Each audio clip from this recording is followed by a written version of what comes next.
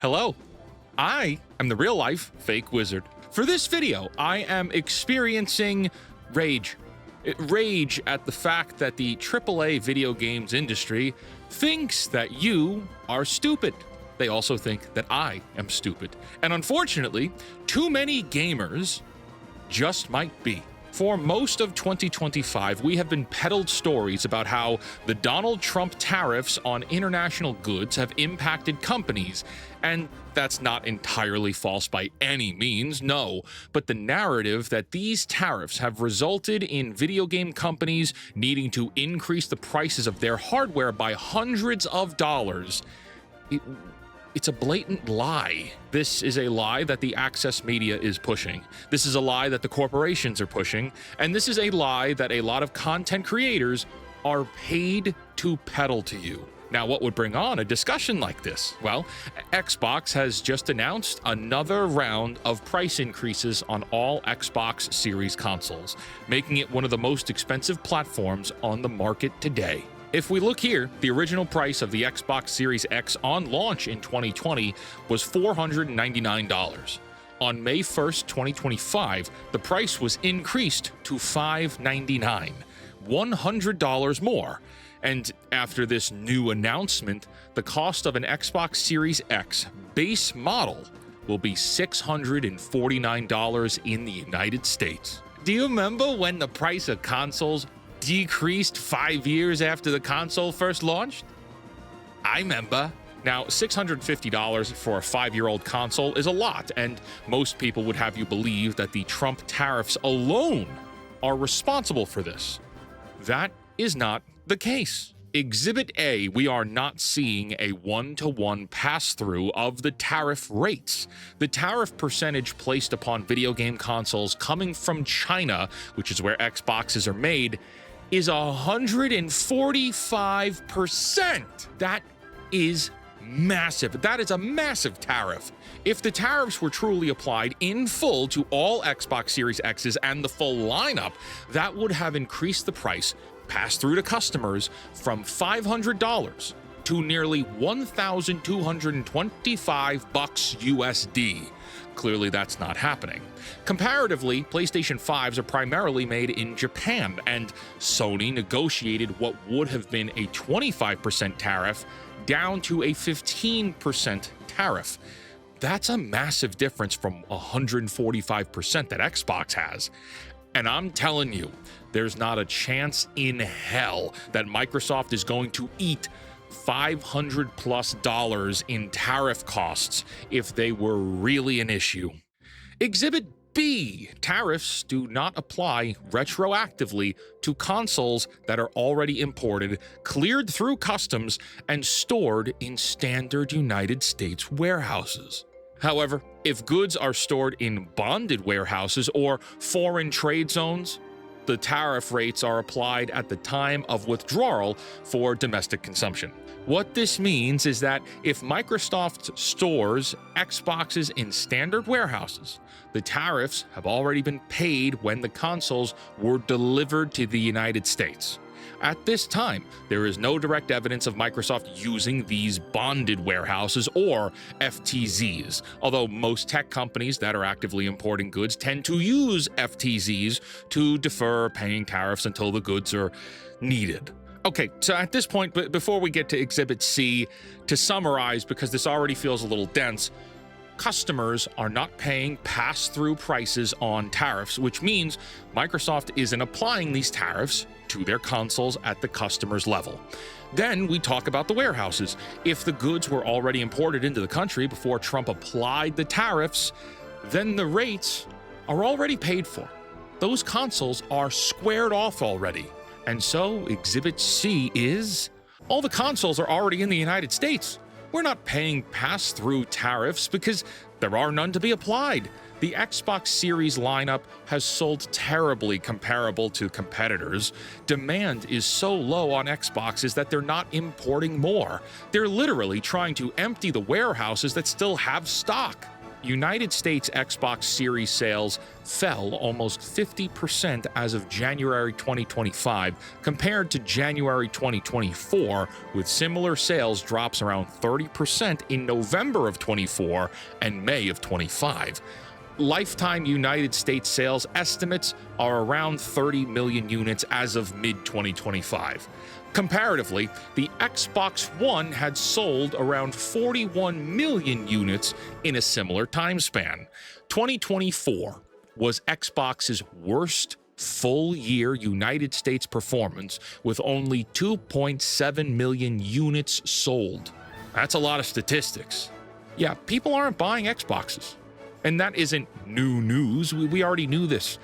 What we didn't know is why the prices keep going up.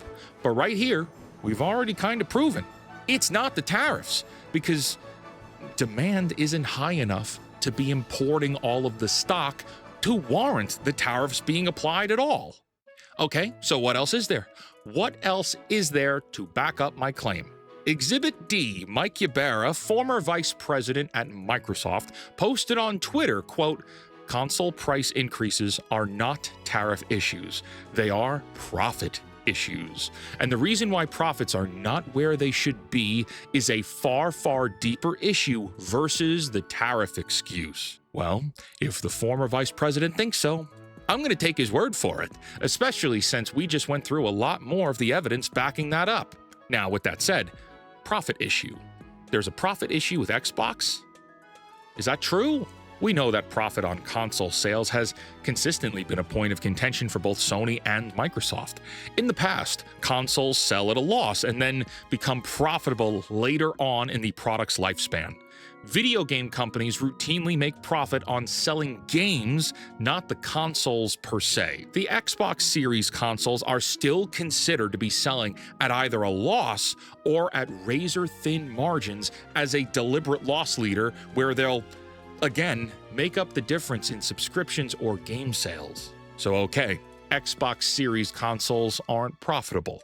Demand is low, despite the popularity of Game Pass services, but they have advertised that anything can be an Xbox now, and Microsoft is making strides to get Game Pass on as many systems as they can, even going so far as to launch a mobile system via a partnership with Asus for a special rogue ally.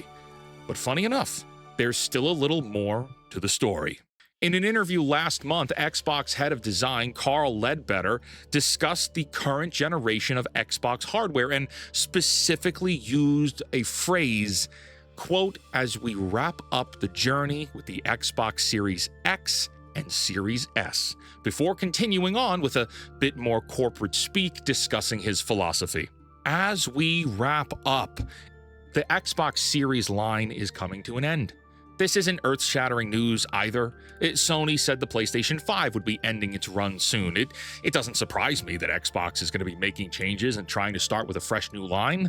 But that doesn't answer the question. Why is Microsoft raising prices on consoles no one wants?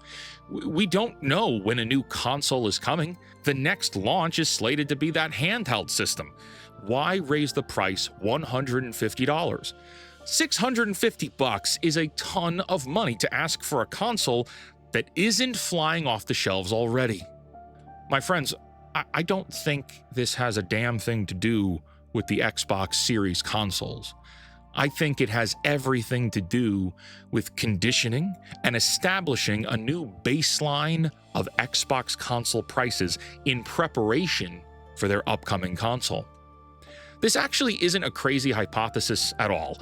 Let's just take it from the top here. Microsoft is the second richest company in the world right now as of recording this. We know they have a profit problem with their consoles, and we know they have the capital to wait out any final life cycle sales problems with the Xbox Series lineup.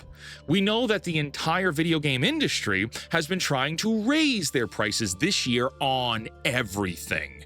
We know that this is entirely artificial and has little to actually do with Trump economics, as we've discussed at the beginning of this video.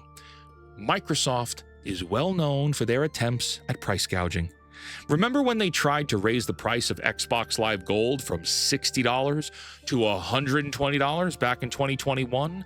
just because? For funsies? And just this year, they attempted to jump their Xbox games from $70 to $80, starting with The Outer Worlds 2, but failed colossally because, let's be real, no one was buying the "capitalism is bad" simulator for $80. That's like the word jumbo shrimp, you know? It's an oxymoron, but okay. Let's look at that Rogue Ally Xbox handheld. The lower model is $550, while the Ally X is clocking in at $900. Obviously, the handheld, on those prices alone, are more than the current Xbox Series X consoles. Now, if we think about it, the handheld can't be more expensive than the mainline system itself. I mean, it can, but why do that when profit is a main issue? They're trying to raise prices to match the handheld price points. That's number one. Number two, if there really is another console on the way, they're going to try to squeeze every ounce of controversy out of this tariff story as they can to get the current console price to the highest point they can, so that they could supersede that on the next generation console line. In other words, because I know that was a lot, the next console generation always costs more than the one before it. And we're living in an economic time where corporations are frivolously increasing prices and then hiding behind macroeconomic conditions, current events, and Trump politics. And it's almost all bullshit. And in defense of the corporations, I can't believe I'm saying it, the market, meaning the buyers, keep caving when the corporations do this. A good example of that is COVID-19. During COVID times, every major corporation in the world said, hey, the world is shut down right now and things are unpredictable. We need to raise prices on goods because supply chain has been interrupted. And what happened? The prices went up. Demand did not go down. Purchases were still made at the higher prices. We bought the goods. And then all those companies, in the midst of the pandemic years, reported record profits. So someone was lying back then. Was it everyone? Well, it's the same thing here. Trump's economy is wrecking the video game industry, except they haven't really proven it. How? Why? What are you doing to mitigate these issues? We never get full transparency, and this isn't just the video games industry. It's all major corporations that are just trying to increase their profits. It's not a tariff problem. It's a profit problem. And that translates down to you and I. If we decide to continue doing business with Microsoft for Xbox products, we'll need to pay more for less. There is no increase in value delivered back to the customers here, but we're still paying more, which leads to an obvious conclusion. There is not a single reason to buy an Xbox.